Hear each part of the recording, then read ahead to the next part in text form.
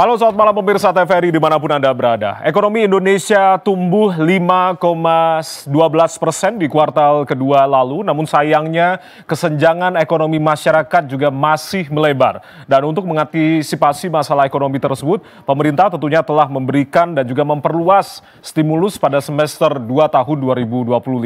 Apakah kemudian stimulus ekonomi pemerintah pada kuartal kedua 2025 ini cukup menjawab tantangan ekonomi yang dihadapi masyarakat saat ini? Minimal menjaga pertumbuhan ekonomi tetap 5% pada kuartal ketiga tahun 2025. Kita akan bahas dalam dialog arah angin edisi malam hari ini dengan judul Stimulus Ekonomi Kerakyatan bersama saya Ardianto Wijaya. Dan sudah tersambung sejumlah narasumber yang nanti kita akan ajak diskusi di kesempatan malam hari ini terkait dengan stimulus ekonomi kerakyatan yang sudah tersambung via daring. Kita akan sapa satu persatu. Mas Fitra Faisal dari tenaga ahli utama PCO. Mas Fitra, selamat malam waktu Indonesia, Mas Fit.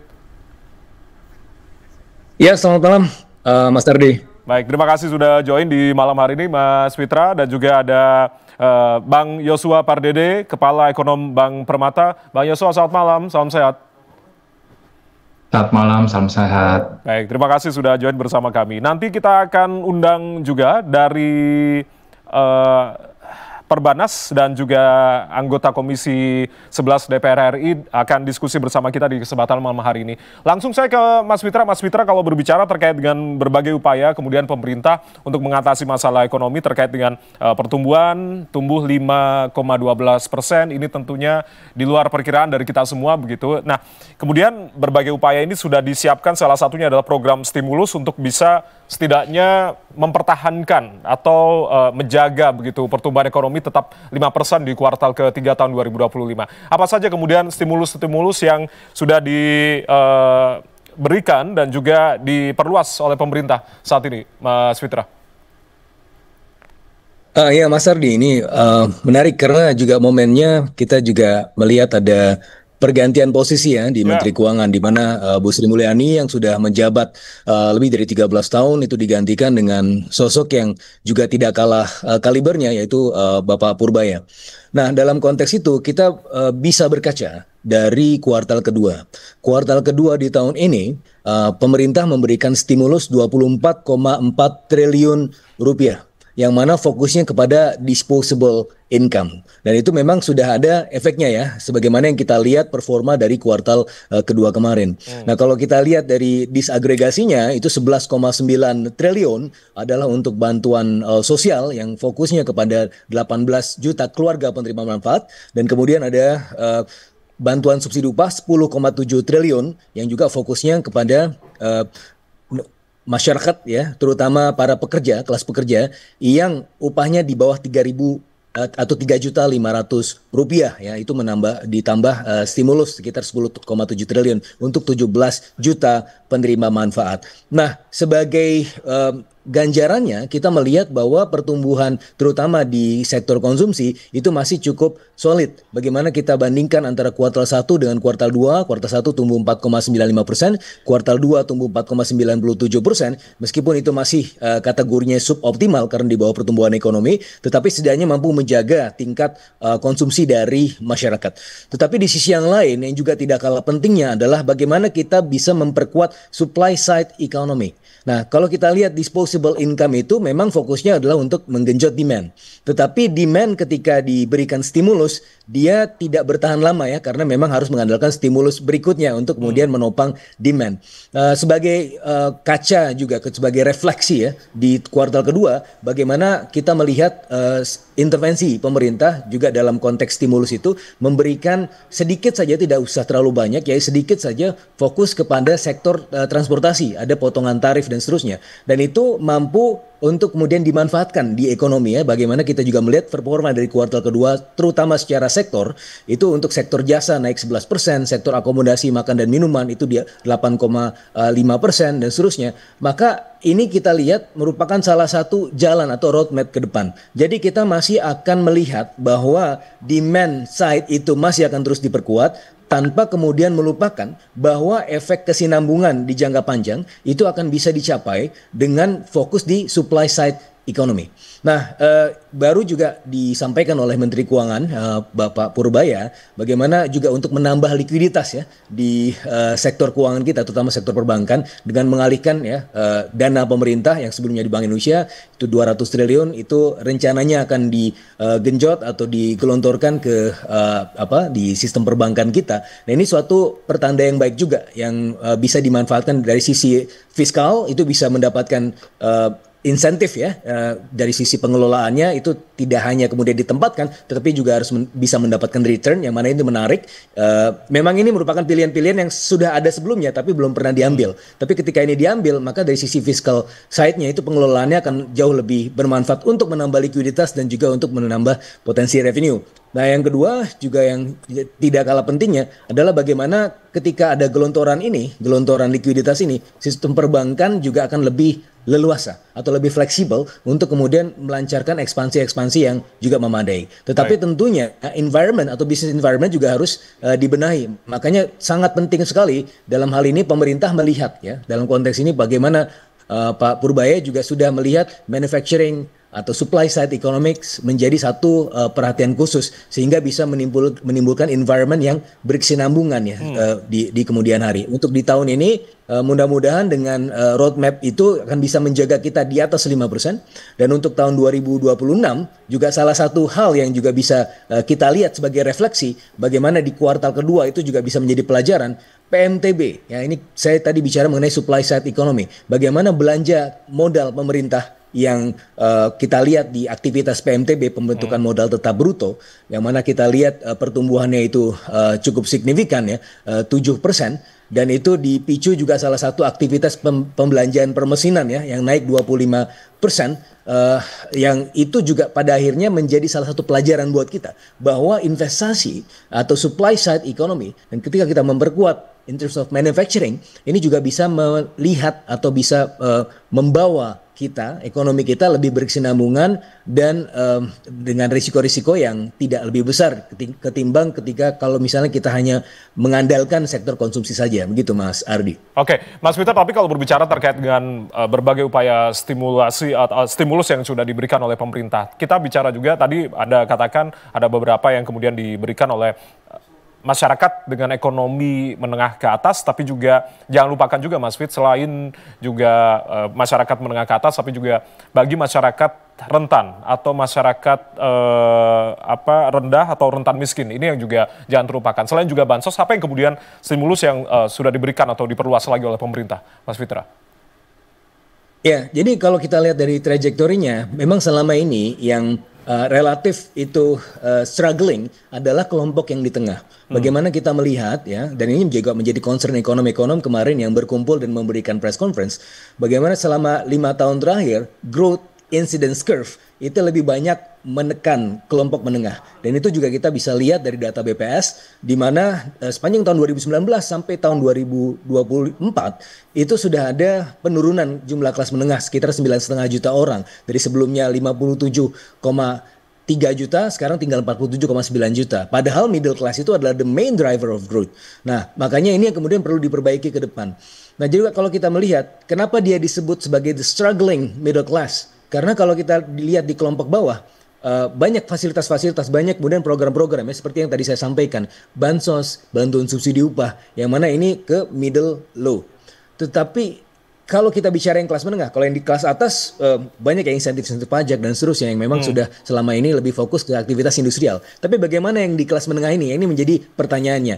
Nah, maka kalau kita lihat ke depan, balik lagi ke Astacita. Kenapa di Astacita itu ada industrialisasi? Ini yang paling penting adalah pembukaan lapangan kerja di sektor formal. Mas Ardi, kalau kita lihat, memang pengangguran kita menurun ya dari tahun ke tahun. Tetapi itu bukan artinya daya beli dari masyarakat meningkat. Kenapa? Karena mereka banyak yang jatuh ke sektor informal. Di mana sektor informal kita sekarang sangat dominan ya, 60%. Dan itu lebih parah lagi setelah zamannya COVID. Nah, ini tren ini yang perlu kita balikkan. Kita memperbesar sektor kerja formal, yang mana pada akhirnya kita bicara mengenai industrialisasi. Nah, industrialisasi ini penting karena dia akan membuka lapangan kerja formal sehingga akan meningkatkan potensi daya beli masyarakat. Itu yang saya sampaikan tadi, bagaimana pemerintah melihat ke depan adalah supply side economy. Nah, tetapi yang juga tidak kalah pentingnya, supply side economy ini perlu dilengkapi oleh absorptive capacity, yaitu bagaimana tenaga kerja kita itu bisa compatible ya dengan kemajuan industrial.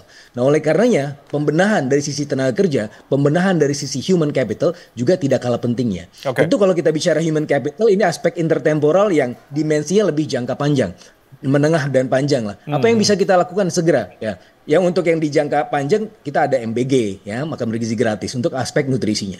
Ada sekolah rakyat, ada sekolah Garuda. Tetapi itu ya for the 5 to 10 years lah. Bagaimana kita mendapatkan yang dalam hal ini yang dalam jangka pendek.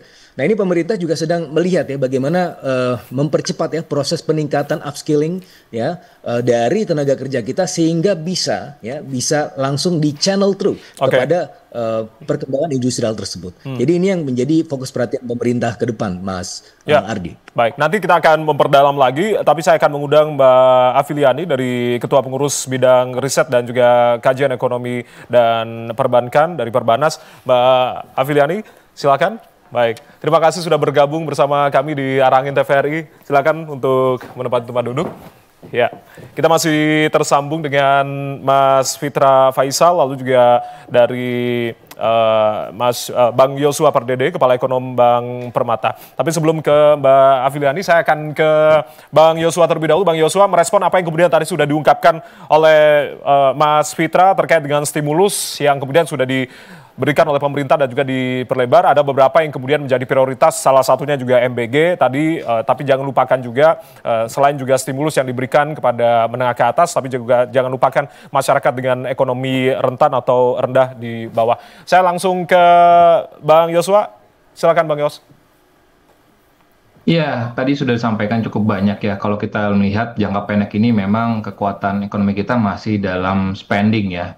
Dan fakta di lapangan saat ini dari berbagai survei yang ada, tadi siang indeks kepercayaan konsumen survei dari Bank Indonesia kembali lagi menunjukkan ya bahwa ketersediaan lapangan pekerjaan ini menunjukkan bahwa trennya terus menurun, baik ketersediaan lapangan pekerjaan saat ini dan juga 6 bulan ke depan. Artinya memang ada kekhawatiran, ada kekhawatiran dari konsumen bahwa saat ini dan ke depan itu masih ada ada potensi bahwa mereka bisa kehilangan pekerjaan ataupun mungkin belum dapat pekerjaan dalam 6 bulan ke depan. Sehingga ini akan menjadi pengaruh besar ya dalam hal keputusan untuk melakukan belanja ya, sehingga terjadilah down trading, terjadilah makan tabungan ya, terjadilah beberapa behavior lainnya yang akan mempengaruhi juga kondisi tadi ya. Sekalipun beberapa stimulus yang sudah dilakukan, yang digelontorkan oleh pemerintah ini memang cenderung lebih banyak menyasar kepada khususnya kalau kemarin di kuartal kedua ini kan bertepatan dengan libur anak sekolah ya, sehingga memang ini cukup banyak dimanfaatkan oleh menengah ke atas. Tapi kembali lagi tadi sudah disampaikan juga oleh Mas Fitra bagaimana pemerintah juga memberikan insentif ya khususnya kelas menengah ke bawah yang memang belum mendapatkan manfaat cukup besar, dan juga khususnya terkait juga dengan bagaimana stimulus fiskal untuk manufaktur agar dapat bisa mengerem PHK agar kembali lagi tidak terjadi PHK yang berlanjut ya. Dan juga khususnya memberikan insentif lanjutan lagi misalkan untuk UMKM agar penyerapan tenaga kerja pun juga bisa lebih meningkat lagi, karena kenyataannya di lapangan bahwa masih sulit yang mendapatkan pekerjaan, dan juga tadi masih terjadi down trading ataupun terjadi menunda untuk melakukan belanja barang tahan lama. Baik, itu tadi pendapat dari Bang Yosua. Saya akan minta pendapat langsung dari Mbak Afi. Mbak Afi, artinya kalau tadi Bang Yosua mengatakan harus ada stimulus fiskal untuk manufaktur, dan lupakan juga untuk UMKM juga agar tidak semakin banyak begitu. Nyatanya ternyata angka dari pengangguran kita juga semakin meluas, itu yang kemudian dikhawatirkan terjadi PHK. Apa yang kemudian harusnya menjadi prioritas di semester kedua dan kemudian nanti di semester ketiga ini, Mbak Afi? Ya, semester kedua harusnya yang sudah harus dilakukan oleh pemerintah adalah belanja APBN maupun APBD. Karena kalau kita lihat di kemarin itu problemnya adalah ketika efisiensi, tapi efisiensi itu tidak juga bisa dibelanjakan, ya, dan belanja itu tidak melebar kepada sektor UMKM dan sektor-sektor termasuk sektor usaha yang berbasis pariwisata gitu. Sehingga itu membuat banyak penurunan dari penghasilan ataupun pengeluaran masyarakat, ya. Nah, oleh karena itu di semester 2 ini alangkah baiknya pemerintah mulai membuka lagi. Kita setuju dengan efisiensi, tapi harus lihat efisiensi itu harus yang berbasis pada penghematan yang tidak berefek kepada pendapatan masyarakat atau pengeluaran masyarakat. Karena kemarin kelihatan sekali, ya. Jadi itu satu kuncinya di APBD dan APBN, ya. Terus yang kedua memang untuk anggaran sebaiknya memang pengalihan itu kalau kita udah lihat strukturnya kemarin walaupun kita tumbuh 5-12 tapi kan problemnya di kelas menengah bawah, ya, bukan kelas bawah. Kalau kelas bawah sebenarnya nggak ada masalah karena mereka dapat BLT, mereka dapat yang namanya subsidi BPJS, tapi yang masalah ini orang yang di PHK itu jumlahnya kan cukup besar, hampir sekitar 75 juta orangan lah gitu, ya. Nah, ini yang mungkin perlu disasar. Tadi Mas Yosua juga mengatakan, saya setuju sekali gitu loh bahwa sasarannya ke sana. Pertama adalah mana sih perusahaan yang punya problem yang menyerap tenaga kerja. Karena kalau dari sektor perbankan di kita, ya, memang masih tumbuh 7%, tapi memang banyak kan pada sektor-sektor yang padat modal. Nah, kita kan ingin juga yang padat karya. Nah, oleh karena itu perlu diperhatikan perusahaan-perusahaan yang sekarang ini menyerap tenaga kerja besar, apa sih problema mereka? Nah, pemerintah perlu memberikan kebijakan-kebijakan kepada mereka untuk bisa mempertahankan tenaga kerja, itu yang pertama. Yang kedua terkaitan dengan demand side nih. Jadi kita banyak policy di supply side. Jadi misalnya kasih subsidi kur. Problema mereka tuh bukan kurnya yang disubsidi, tapi yang beli barangnya itu siapa gitu. Nah, oleh karena itu mungkin perlu ada kebijakan pemerintah daerah atau pemerintah pusat mana-mana yang memang bisa UKM itu dibeli oleh mereka gitu, ya, supaya ada demand-nya gitu. Jadi problemnya tuh di demand side, bukan di supply side gitu. Nah, jadi polisinya mungkin harus seimbang antara supply side dengan demand side. Itu yang saya rasa perlu dilakukan di semester 2 ini, ya. Lalu ke daerah kan sekarang juga ada dana transfer daerah yang dikurangin kan.